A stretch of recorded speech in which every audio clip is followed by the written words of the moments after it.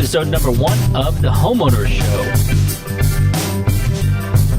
Whether you're DIY or looking to hire, we're here to help you find the best information and options for you and your home. My name's Kevin Hackett, and here with me is my friend Craig Williams. I am here, as always. Well, it will be always. Will be always, yes. Yeah. Maybe forever, but hopefully, I don't know, forever would be good. Yeah, forever sounds good. Yeah, so this is a new show. I think we're both really excited about it. I'm super excited. Yeah, so I mean, we're both homeowners. Yeah, I think we've both done. I think we've had several conversations about some crazy home improvement stuff that we've done. Some projects that we've taken on. Yeah, and even some crazy people that we've hired. And unfortunately for you, you've actually hired me for some of that stuff in the past. Yeah, I have. How about that? Yeah, the warranty was very, very short, though. Yeah, I'm going to be looking into that soon, actually. some recourse out there, right? Yeah. Yeah. So no, we wanted to. This is episode 1, and what we wanted to talk about was why we're doing this show. It's we want to let everybody know why we're here. So, like, why for you? Why was this an interesting show? You know, I think for me, one of the things that's been exciting to me all my life is the idea of owning a home. Yeah. I bought my first home, I guess it was about 9 or 10 years ago, and I didn't know anything about owning a home. And there's a lot that goes into it, a lot more than I think the average person who has never owned a home before has any idea about. And so, you know, there's a lot of things, whether it's things that I need to fix because it broke, or things that I just want to improve in general. Trying to figure out, okay, is it worth my time and my money to do this myself, or do I hire it out because I don't really know what I'm doing? So I either have to go figure out how to do it on my own, or I got to go hire it out. Both of those things I'm going to have to do research on. And so, you know, for me, when you and I were discussing starting this show, it's kind of like, yeah, I mean, where do you get that type of information? If you're not a natural researcher or someone who doesn't have connections, where do you go to get that type of information? And I don't know that I knew the answer to begin with. Right, and then, like, if you don't have that natural network built in, it's really difficult to even feel like you can jump off into those kinds of projects. Yeah, absolutely. What about you? I mean, what kind of, I mean, you're the one that actually pitched this idea to me to begin with. So what was some of your driving force behind that? Yeah, I mean, the initial driving force is just really I want to help folks get into those projects and have the confidence to do them, to either do them yourself or know how to talk to the professionals that are going to be doing these projects for you. Because both of those can be really intimidating. You know, one, it can be really intimidating to just look underneath your sink and go I don't really know where these pipes are going. Sure. But also, when you do bring in a professional, what are your expectations of them? Because most of the time it's just I want this fixed, or I want this changed, and you don't really understand the process or the language that they're using sometimes. And so, to me, it's really valuable to just sit down with some of these guys and pick their brain and get inside their head and understand how and why they're going to approach the jobs the way that they're going to approach them. Because I think a lot of homeowners get really frustrated when they have a project out there and they hire a professional to come in and do that project, and then they don't understand why they're paying the price that they're paying and what all goes into that. And so to me, it was really valuable to sit down with a lot of professionals, as I've been doing for a number of years now, sitting down with some of these guys and really understanding their business and really understanding the ways and the whys that they put their prices together. Because I think a lot of homeowners, when they get that bill, anyone can walk over to a box store, a hardware store, and go, well, it doesn't cost this much to buy these things that I know that they just put in my home. So why is it like this? And so there is a level of professionalism and language that goes with understanding how your home gets fixed. Even with the the crazy house that I'm in right now, I had to relearn some of that stuff just because it was a really, really weird house. And so, like, professionals were coming into my home and telling me how things were going to be done. And I was like, I don't understand. But then, like, when I was able to, like, actually have a conversation with them and go, like, okay, why is it this way? It just became a lot more clear that, like, oh, okay, like, if I were to try and do this, it would take me months. But these guys have a handle and an understanding as to why things work together the way that they do, and can really, bring something beautiful together. And your home, unfortunately can be like, fortunately can be like one of the most exciting things in your life. I mean, like, for most people, it is their biggest investment ever. And so with that excitement can come a lot of stress with getting projects done, because no one walks into a home or at least hardly anybody, in my opinion, walks into a home and goes, everything is perfect. Everything is just the way I want it. The tile is perfect. The countertops are perfect. Those are exactly the fixtures I want, unless you built that house. Right. And so most everybody wants things changed. Or eventually wants things changed, or, if your house is 30 years old, it's like, well, maybe that shag carpeting is just not, doesn't have the same cool effect that it used to. And you can shock people pretty good with it. But yeah, so I want to take the stress out of home ownership. Yeah. Yeah. And so, one of the things that we're going to do in the future episodes is we're going to bring some of these guys who are doing professional home remodeling, home repair, maintenance, those, the types of things that just need to happen whenever you're owning a home, that the regular routine and super unroutine things that come along with owning a home. Bring these guys in and just kind of interview them and talk to them about, hey, what is this for you? How does this work for you? And, why are you doing this? And how am I, as a homeowner, going to benefit from you doing this for me? Because I think one of the things that's super exciting about owning a home is when I can get in there and do the project myself. Yeah. There's a lot of pride that goes into that. Like, when you come over to my house, I like saying, hey, man, I did that. Like, I didn't know if I could, but I actually did it. But the problem is that I've gotten into some of those projects before and made a mess of it, made worse problems out of the situation, where if I would have hired a professional for this, I probably wouldn't have had the same issue, may have even saved money by hiring a professional. And then there's other times when I look at it and go, no, I can do that myself, and at the end of the day, save money, have a little bit of pride going into it, and it's exciting to me.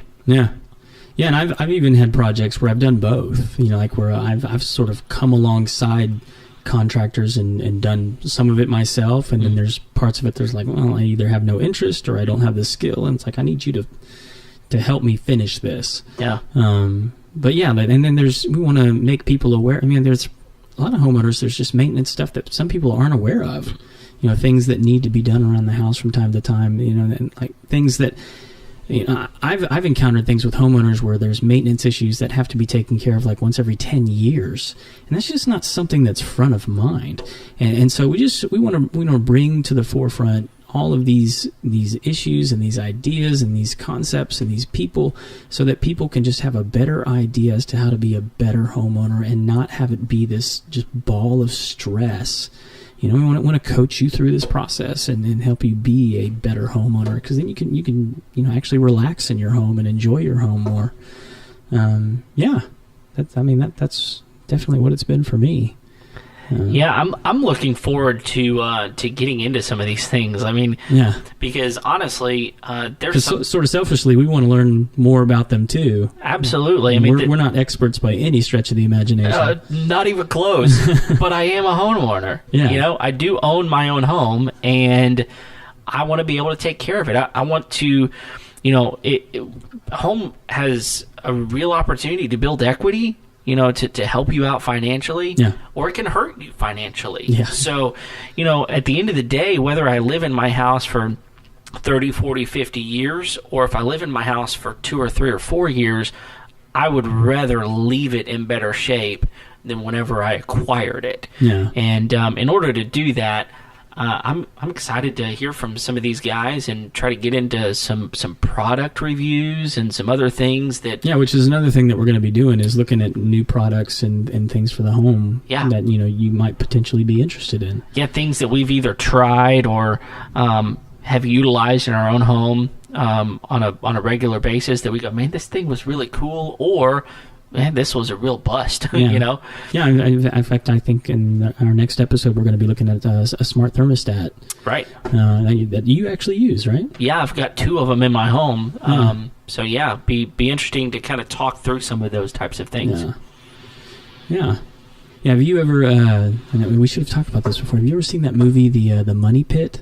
I have seen The Money Pit. It's pretty old. I mean, like a lot of people probably haven't seen it. It's a great Tom Hanks film. It's hysterical. Oh my gosh! But like, I actually think before anybody buys a home, I mean, that should be like required watching. The mortgage lenders should actually require you to watch that before you watch this hour-and-a-half movie before you sign on the dotted line. I mean, like, this could be your reality. What a ridiculous and awesome thing! If I had a title company, that's what I would do. And I think you should do pop some popcorn, a couple of sodas. You guys are going to watch this, and then we're going to go in the room and sign. If you're still here, realtors would hate me. Oh man, yes they would. Speaking of, how do you deal with realtors? Oh yeah, we're going to bring those guys in too. Absolutely. Yeah, and we want to hear from you guys as well. I mean, like, if you guys have a topic that you're curious about, or that you're wondering about, or you're struggling with, we send that to us. You can reach us at info@homeownershow.com. That's also where you can find us, is at www.homeownershow.com. You can find us on Facebook, Instagram, YouTube. We're going to have videos and all kinds of stuff up for you guys. We'd love for you guys to stop in there and say hi. And we can you can check in with us there and see what's going on with the show, and we'll have extra stuff on there as well. So that should be a good way. But yeah, so if you have a question, if we have the right expert in the room, or if we feel like we can address it, we'll answer those questions on air. And get you guys taken care of. Or if you just have an idea for a show or a professional that you think is worth talking to, we want to interview the best guys in their field. It'll really give us an opportunity. So Craig, you and I live in the Houston area, right? And so, we got a pretty wide pool of people and resources in this area to pull from, right? It'll give us an opportunity to interview some of these people that are doing it professionally and doing it well. We recognize that you may be listening to this somewhere besides the Houston area. Right, so we may struggle with things like basements. Yeah, absolutely. Tornado shelters. Yeah, I mean, I've been in a few. Yeah. Well, where I grew up... I took a tour once. It was short. Well, they were necessary where I grew up. If you didn't have a tornado shelter, you were... you're in bad shape potentially, but we deal with hurricanes. Hurricanes, yeah. So, we just a little over a year ago, Harvey hit down here, and man, it's just right. We learned a lot about home demo work, and sheetrock and water damage and mold damage, and we learned a lot. Hey, you want to talk about stress? Yeah, I mean that's a super stressful type of thing whenever you have a tragedy hit, and hopefully you'll never deal with that if you're listening right now. Hopefully you never deal with it, but when you do, and how do you not just throw your hands up and just say I'm out of my league? Well, right, and I think you and I both have friends in the insurance business. I mean, and having the right kind of insurance for your home, I mean, is crucial. And so we want to bring those guys in too and talk about what does it actually cost to have these kinds of plans in place to protect you? And, is it worth having fire insurance? Is it worth having flood insurance? And, a lot of those are very nuanced questions depending on where you live. But we want to bring these guys in and talk about what's the benefit? Why would I have these kinds of things? Yeah. Because they're not always required. No. In fact, I live in an area specifically that does not require flood insurance, but I have to figure out, is that something that I want? Is that something that I need? It's a huge expense. Sure. Yeah. But the alternative is pretty negative, right? So how do I justify this versus that? And I'm looking that. I guess that is one of the things I'm really looking forward to, is having someone who can look at me and say, Kevin, you have got to think differently about the way you're owning your home. You've got to think about these sorts of things, and make me just kind of turn a light bulb on in my head and go, you're right. I never thought about that, And codes are a big deal. I don't know about like codes and permitting and things like that. Like, I have no clue about those sorts of things. And I know those are things that you have to think about whenever you own a home on some level. Like, I can't just go to Home Depot and just pull anything out and expect that one day when I sell my home, someone, the inspector is going to come by and look at it and go, man, you nailed it on that one. They may very well say, you got to take that out and replace it with something else. And so those types of things, man, I'm really looking forward to trying to figure some of those nuances out. Yeah. Yeah. Well, and like you say, when typically when you have an inspector come in, you're either buying or selling, and those processes can be vastly different than owning. Right. Not talking about like maintenance or anything like that, but like, how do you prep a home to sell it? How do you prep a home, or how do you look at a house to buy it? That's a difficult skill to really grasp on. But yeah, we probably we need to move on into some crazy and wacky stuff. So like. So for this episode, since it's just Kevin and I, we just decided to kind of interview each other a little bit as to how we would typically, and this is going to be a little bit shorter than usual. We're doing a little bit long form when we have a professional in. So today we thought we would talk about what are some weird projects, or maybe like some bad projects that you and I have taken on. And so for you, what has been like the weirdest home project that you've taken on, either one that you did yourself or you hired somebody to do? Like, what would be like probably your weirdest? The weirdest, oh goodness. Probably. So when you say weird, is weird too hard? No, weird. Because weird can go a number of ways. Like, weird what's can the go nightmare project that you took on? Okay, well, one that was just super frustrating, because it happened over and over and over at a home that I owned previously, was we had a situation where we had a garbage disposal in our kitchen, and it kept backing up, and it was really odd because it would back up into the sink, and so that's the most logical thing for it to do. But one time it backed up into the dishwasher.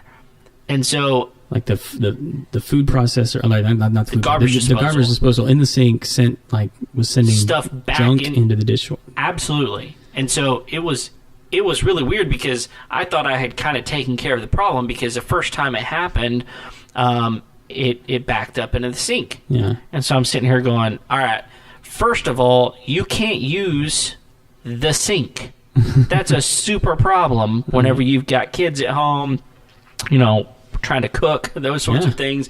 So I thought I had it fixed, and then, like a month later, this was a while later, it starts backing up into the dishwasher.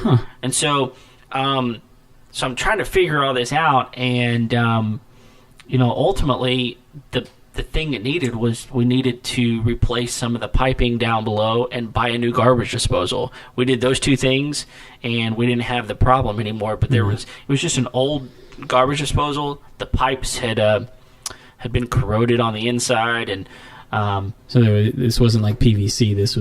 These were metal pipes. Or? Yeah, we had some metal pipes down there. Now we replaced them with PVC, but here's the thing: is like, so I started asking friends, right? Yeah. I'm like, hey man, you ever had this weird thing happen? And they're, most people, no, not exactly, but have had this, right? So they're trying to give me a version of what they had done.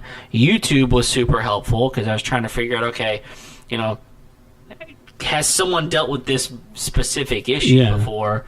Ultimately, for me, one of the biggest blessings was I knew a guy who was a plumber, a friend of mine, and I, had him actually come out eventually, and he said, all right, I'm going to let you do this, but this is what has to be done. And so... Which I imagine, like, YouTube can be kind of tricky for a house, because, like, if my car's busted, I can go, like, okay, well, I need a video for, like, a 2015 Dodge, but, like, no one's, like, going in there, like, well, I need a 1973 Kenner home. Yeah, absolutely. And it's they're not very specific. I mean, they're pretty broad. Absolutely. Yeah, so that was like a kind of a gross one. Now, when you say weird, it also threw me to another homeowner project that I did one time, and that was that I was installing a surround sound system in my house. And probably an atypical thing for most people to do, but as people will find out, I just love tech and gadgets. And sure. So I was installing the rear surround speakers on a wall, but this was in addition to the house. And so when I got up into the attic to drop the wire where it needed to go, I found out that there was an eave of my house up in the attic. And so I'm literally, I had about 4 inches of space to try to work this Sawzall, trying to cut through shingles that were in my attic, right? Trying to cut through shingles and everything else. And I'm sitting here going, oh, goodness, what am I getting myself into? Like, what's going to happen when I cut through this eave? I don't even know what's here. What's underneath there? What's underneath? Yeah. But I'm up there. My brother's behind me kind of, laughing at me. And I'm going, hey, you just wait. One of these days, I'm not going to help you. So that was a super weird thing that could have been disastrous. Now, it turned out really good. But it was a much bigger project. Well, it sounds like you were running wire. I mean, being the gadgety guy, you could have gone wireless. I mean, come on. Not with these speakers. Good speakers, man. You gotta have wiring. So I don't know. Okay, throwing it back to you. Okay. What do you got? Weirdest project that you got yourself into that maybe even you wished you never did? That could describe my entire home. It's an unusual setup. Yeah, we have an odd house. We'll probably discuss that more. So let's just go with the most recent one, because that's probably more fresh of mind. So we have a barn, and we were doing an addition.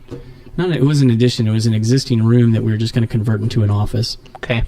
And a buddy of mine was over to help with our mutual friend Jared. Oh yeah.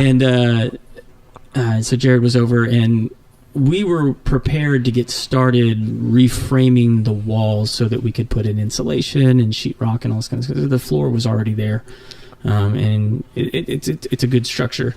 And so as we're getting started, we're kind of looking at the room and gauging and making plans, and here's where we need to start this, and here's where we need to put this wall, and just really just putting together a basic plan.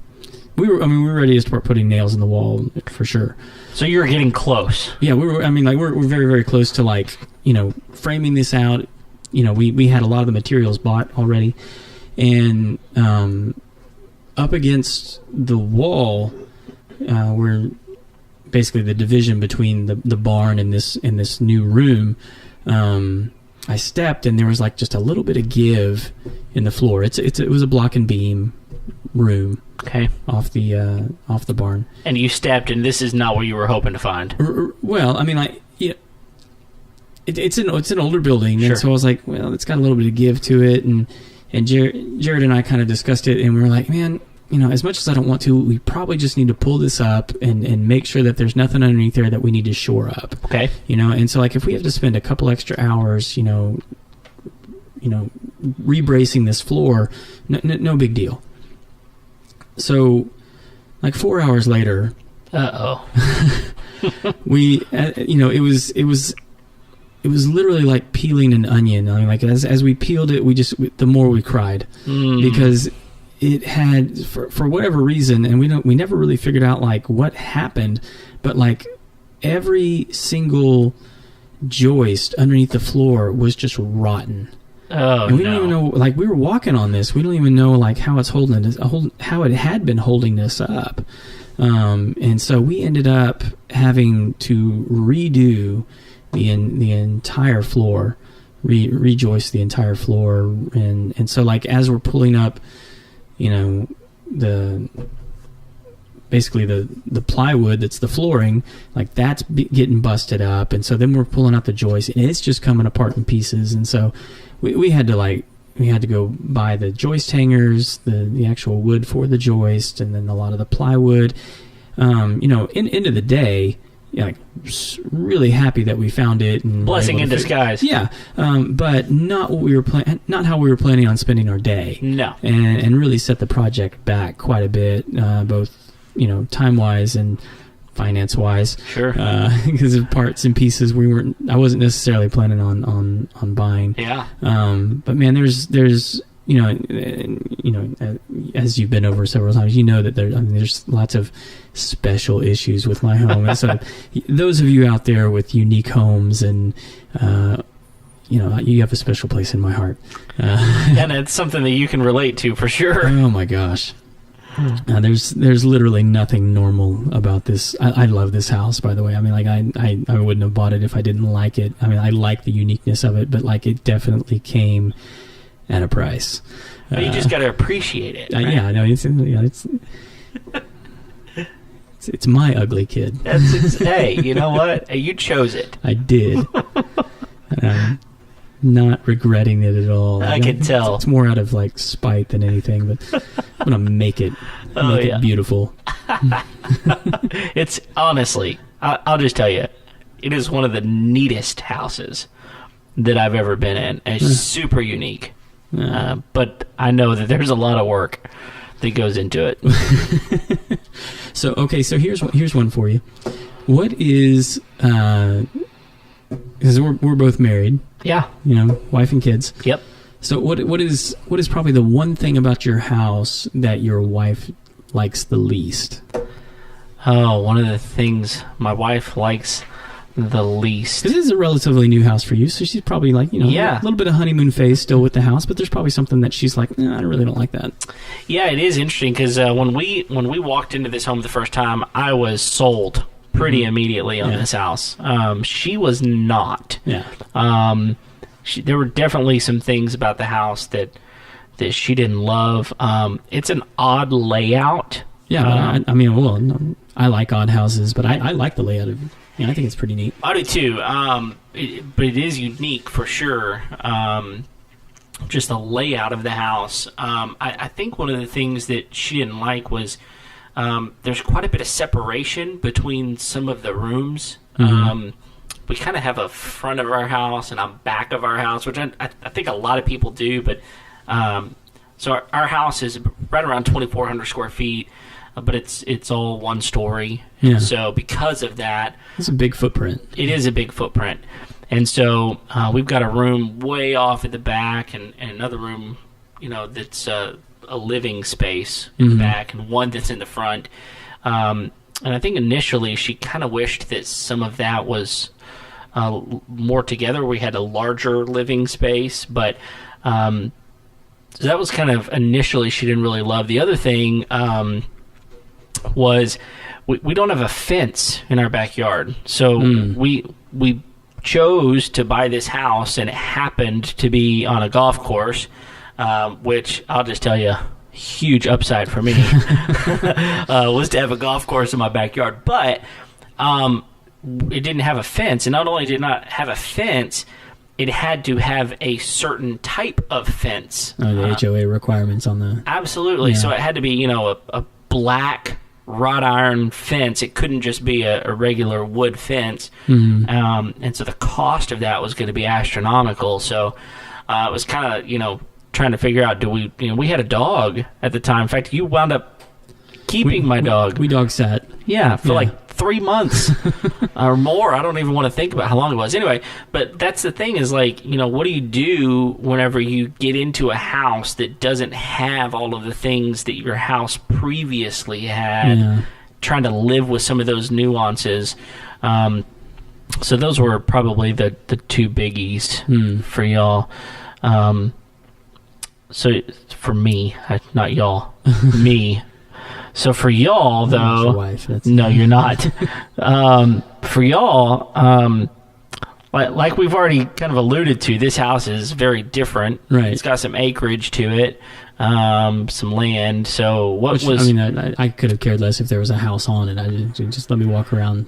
Right, give me some land, right? I'll sleep underneath the tree. It's fine. Absolutely. So what was y'all's your wife's biggest thing about this house? Man, initially there was so many things. Well, I mean, several of them have been since addressed. I mean, so probably like the biggest one now. It may be a toss up between the master bath and then the upstairs ceiling. That's a big bugaboo for her. Bugaboo, that's a good word. You like that? Yeah, thanks. TM.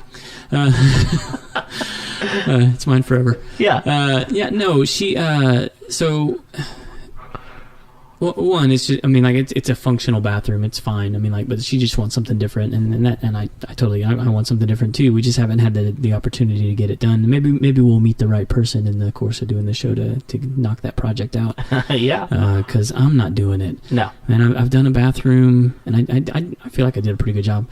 But I don't have it in me right now. Yeah. To do another one. But the ceiling upstairs, I mean, like, that's definitely something I can't do. And our ceiling upstairs, it's weird. And like, I know we keep saying that about this house, but like so I don't have an attic. Right. So the upstairs essentially looks kind of like a ski lodge, except for the ceiling, they put in acoustic paneling, like you would see in an office. Right. Almost like a drop ceiling type of like look. A drop ceiling, except it's not a drop ceiling. It No. goes right up to the roof. Right. And so, like, you can't even, like, if you go up, and some parts of the upstairs, you can actually go up to the ceiling, and it's within reach if you're an adult. And, like, if you push on those panels, like, if you're in an office building, which, by the way, that's like one of my favorite episodes of The Office, is like when they actually go through the ceiling because they think there's a fire. Yeah. So if you've ever seen that episode and you see them go up through the ceiling, you can't do that in my ceiling. Like, if you push on those tiles, they're not going anywhere because, there's nothing there except for insulation and the ceiling, decking. the roof. Yeah. So I don't even know if one broke, how we would change it out, honestly. And so we've had a couple of people come out and look at it and see, like, should we tear this out and put something new in? And almost everybody's told us, like, don't tear it out. Whatever you do, don't tear it out. For a couple of reasons. One, I mean, I think they're afraid that it's, like, somehow crucial to the structural integrity of the building. But kidding aside, whatever most people have told us, like, this is an extra layer of insulation that you have, that if you were to take it out, you would probably have a lot of energy loss. Interesting. To the home. So most everybody's just recommended putting an additional layer on top of that. And so we have some plans to make it look nice. But I mean, like, we have a long list of things before this is, like, finished. We've tackled quite a few, but I mean, like, it's like for everybody else, and it could be a really stressful thing, but it's been fun. Yeah. Just because we've had access to good information and good folks to help get us taken care of. Yeah, I think you hit on something there that just kind of jogged my memory about things that I love about owning a home. Yeah. Is like just the fun of getting into stuff that you've never done before. I guess it kind of goes along with that pride thing, feeling like, I did that. Yeah. But, setting out a vision for something and bringing it to completion, sometimes the time frame there is longer than you want it to be. Maybe it never happens, but and a lot of people's visions and dreams for their home revolve around, like, what do you want to have happen here? I mean, like, what do you want Christmases to look like? What do you want Thanksgiving to look like? I mean, is this the place where you want your kids to come home to? I mean, like, what kind of home do you want your kids to grow up in? Or, or if you're just, two folks married, or if you're just single, I mean, like, what do you want your home to be about? I mean, right. Is it all about the like the multimedia room? Is it do you have like a an entertainment area, a bar area? You want to shoot pool in your room. I have a customer that has turned most of their living room into an arcade. He's a vintage arcade collector, and he's got the fireplace, and then he's got pinball machines and what is that? It's not Pac-Man, but anyway, like Galaga. Yeah, I think it is Galaga actually. But that's his living room, and that's what he wants his. Nice. Yeah, so that's his home, and so. Whatever it is that you want to have happen, it's fun to dream about how your home can become that over time. And I guess it is one of the nuances, right? Like, a home was originally built for a person, and unless you're building it, then you're coming into it with their vision of what it is. So when you purchase a home that you didn't build, there is this whole idea of what do I do with this to make it my own, to make it feel like home. I mean, I remember when last time we moved, it didn't really feel like home until my furniture was in there. Yeah. You're right. It's like my furniture suddenly made it feel more like home than it did without my furniture in there. So I think that's a real challenge that we have beyond fixing a house to meet the standard that we want it to meet, whatever that is, but then to actually make it a home, make it a place where your family can grow and feel like it's a place to relax and unwind at the end of the day, a place to be, right? Yeah. And I think one of the other things that we even talked about before was like, homes are even becoming pretty different for different folks, right? I mean, like we have like the whole tiny home movement going on, right? I think even tree houses are starting to become more of a normalized thing. Like, I live in a tree house. Sure. You can go on Airbnb and find all kinds of crazy. I mean, people are turning like old airplane fuselages into homes. Wow.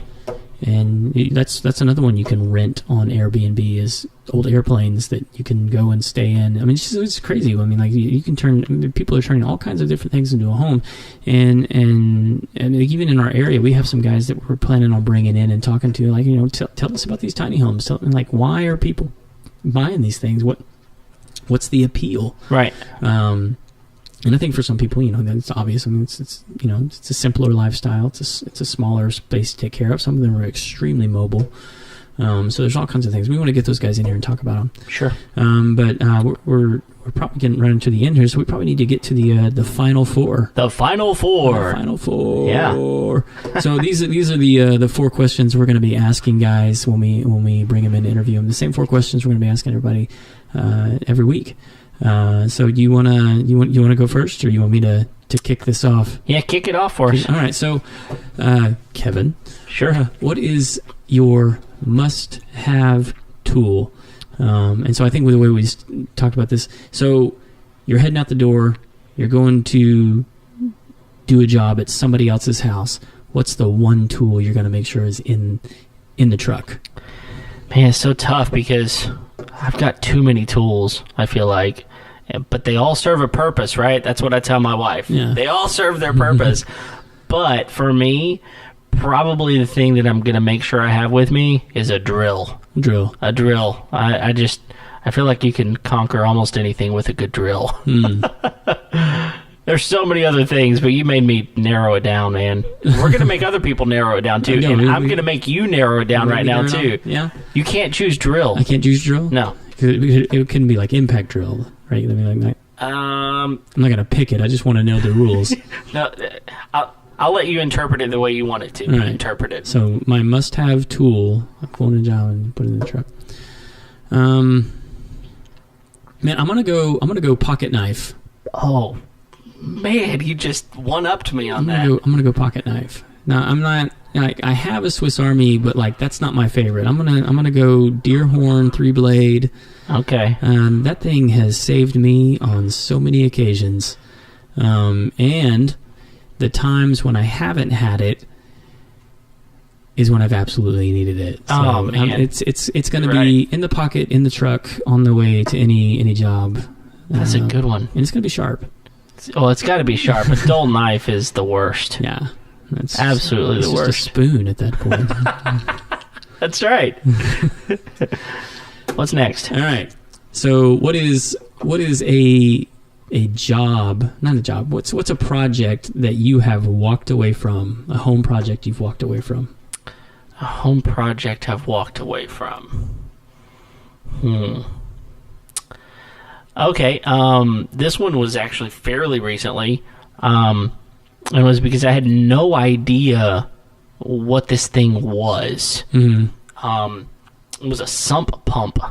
Okay, so I've got a sump pump in my house, and come to find out, in the Houston area, a lot of homes have a sump pump for one reason or the other, which is pretty flat here. Which right? for people who don't know, what's a sump pump? Exactly. That's the great place to start, because I didn't even know what one was. So what a sump pump does is when water gets into an area that it has no exit for, okay, a sump pump will basically suck the water up and exit it somewhere. Send it someplace else. Send it somewhere else. Yeah. So, hopefully away from the house. That's right. So somewhat like a French drain might do, but the French drain would do it maybe with gravity per se. The sump pump actually uses power to exhale that water somewhere else. I don't think you can exhale water, but that's what it does. It shoves it somewhere else. And so last year, about this time, I mentioned Harvey earlier, Hurricane Harvey. Man, it rained for like 5 days straight. And I've got this courtyard area of my house. It's kind of unusual, but it rains inside this courtyard, and so I've got a sump pump to make sure that it doesn't flood in the courtyard. And come to find out, I did not know. I just bought this house maybe 2 months before Harvey hit, and the sump pump had frozen up. I mean, it was completely seized up, and so it didn't work. So you can imagine I'm out there during rain coming down during the middle of Harvey trying to get water out of this courtyard. I actually literally started siphoning water out of there with water hoses. Because I was having stick like a bunch of straws together. Almost. I mean, I was. It was a feat trying to get water out of this place, so my house didn't flood. And I've got the tool right there, the sump pump, and it just didn't work. And so, it wasn't coming on. It wouldn't come on. It would actually attempt. I mean, you could hear it buzzing, but it wouldn't turn. And so, basically, it's got a propeller down at the bottom of this device, and that's how it sucks the water up. And so, I get into that thing, man. I pull it out. I try to figure out what's going on, but the problem is there's plumbing along with this pump, and I do not know plumbing. But I thought, this can't be that big of a project. It's a device. You plug it into the wall, hook it up to the plumbing. So I went and I bought a new sump pump, right? I'm going to fix this thing myself. And come to find out, I was going to have to redo all of the connections and the plumbing. I was going to have to redo it because the sump pump was slightly different. And I kind of threw my hands up at one point and went, I got to get over this. I got to be done. Yeah. So that's mine. What about you? So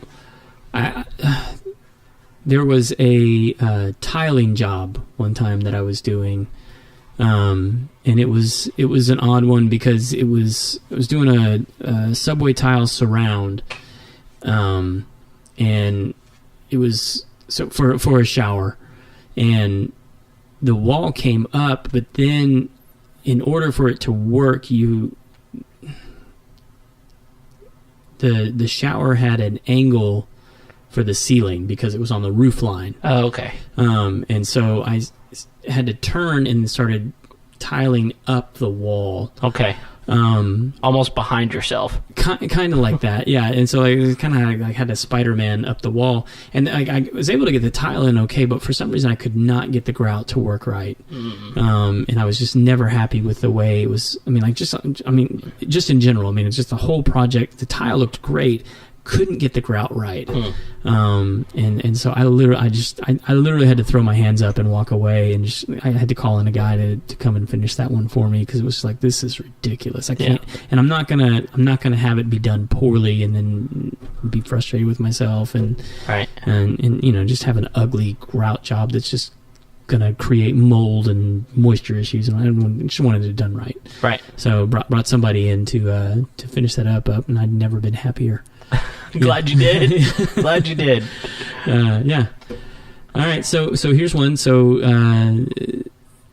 how do you wind down at the end of the day? Do you have do you have a routine?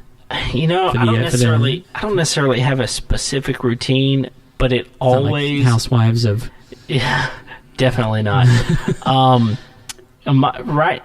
of my wife and I's favorite thing to do is to just, put the kids to bed and just go sit in the living room, turn the TV on, and not think for a while. And so right now we are in to the Arrowverse. You know about the Arrowverse with Green Arrow and Flash, Supergirl. You're going full nerd on me. Full nerd, man. Yeah, okay. Like, we're watching, and the other one is DC Legends of Tomorrow. They're like, they interweave with each other a little bit, and so we were kind of going through this whole series. Yeah, and they're drug dealers. They're they're roping you into all the other shows. It's working, man. It's working. They got a good product, right? Yeah, okay. and whether it's that or something else, we like going through TV series. Yeah. And just sitting watching an episode or two every night, and then kind of trying to veg out, not think about anything for a while, and then go to bed, man. What about you? So my days tend to go pretty late. So so typically for me, it's 3 ice cubes with an adult beverage on the porch. There you go. That signals end of day for me. You're done. And maybe a chapter or two of a book, but that's usually because everyone's been asleep. Right. For a while by the time I get to my 3 ice cubes. Nice and calm, right? Yes, and I need calm to have my 3 ice cubes. Yeah. So, but no, it's just it's not like an everyday routine, but it's like, if it's been a long day, sure, and I need to wind down, that's typically how it's going to go. But that's an important part of your day, winding down, and that's why we're going to ask this question to a lot of people. It's like, you've been working on a job all day. Like, how do you just relax? Because I think it's an important part of our health. Yeah. So yeah, and a lot of guys, some guys work so hard that they don't get to wind down. They don't. They just kind of go to bed and they get up and hit it again. That's right. Yeah. All right. So last question of the final 4. Okay, hit me. Yeah. So best piece of wisdom from your parents. Ooh, best piece of wisdom. Maybe something that they said all the time that really stuck with you. Just kind of resonated. Yeah. Yeah. That's a good question. Makes me really kind of think. It's been a while since I've lived in my parents' house. That's a good thing. Yeah, it is. But I think one of the things, and maybe it wasn't necessarily something that they just said a lot, as much as it was just an overall atmosphere that they created for me, was an idea of living life with other people in mind, and so just kind of, you realize it was almost like you do not know you're not the only person in this universe, right? Like I think I kind of come off that way sometimes. I think where I'm the most. I get that from you a lot. Yeah, I'm the most important person in the room, right? And so I think for me it was kind of like this constant reminder of there are other people around, right? And so just thinking about others as well. So I think, I don't know, does that answer the question? If that's your answer, then yeah. That's the one I'm going with. So all right. That's all I got. What about you? So yours essentially is like Kevin, Earth does not rotate around Kevin, is that? Yeah, I'm still trying to figure that out. To be honest. we're still in the testing phase of whether or not this is actually true. Absolutely. Okay, that's we'll fair. Find out one day. Yeah. So mine. Gosh, the sad thing is like the one that really sticks out in my brain is the one that my dad always used to tell me, which is I later found out this was completely stolen, but I thought this was like my dad's when I was a little kid. But like, I brought you into this world, I can take you out and make another one just like you. Yeah. So like, so kind of in the same vein as you, that like, yeah, I can.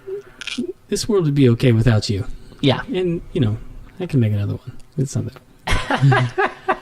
No, like, honestly, one of the best things this was my dad when I was a kid. He always used to tell me the story of the crane and the crows. Okay, tell me the story. It's not like a really long story, but like it's essentially there was a crane sitting on a fence and 3 crows flew up and said, "Hey, crane, we're gonna go eat Farmer McGregor's corn." He's like, that's really cool. Enjoy. And the crow's like, no, you should come go with us. It's really, really good. And it's like, well, I'm a crane. I don't really eat corn. It's not really my thing. And they're like, no, it's a lot of fun. You'll really, really like it. I mean, like we go and we eat the corn and then we laugh at Farmer McGregor because we get to eat his corn for free. And he's like, well, you guys are my friends. I'll go with you. And so they go. And they're in the cornfield, and Farmer McGregor sees them in the cornfield eating his corn. And so Farmer McGregor comes out with a shotgun and shoots the crane.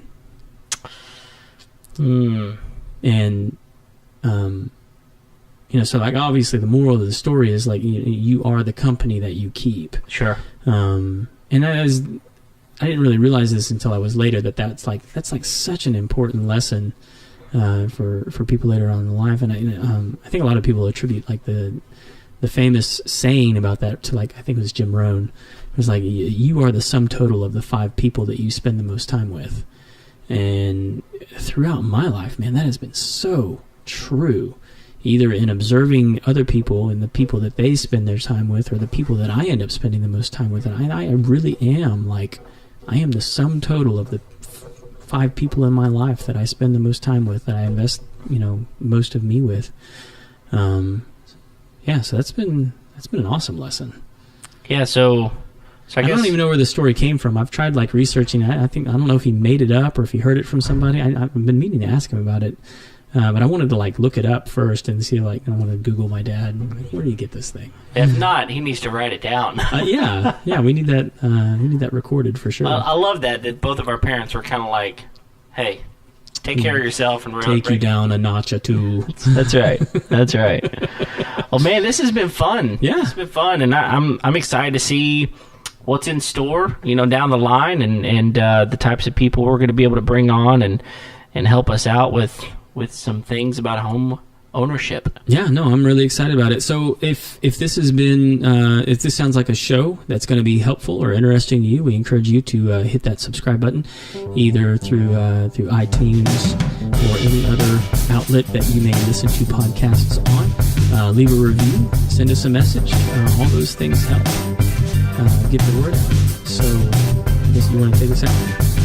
Yeah, this has been episode number 1 of the Homeowners Show. We're glad you listened, and we'll be back next week with a whole new episode. See you then. See you then.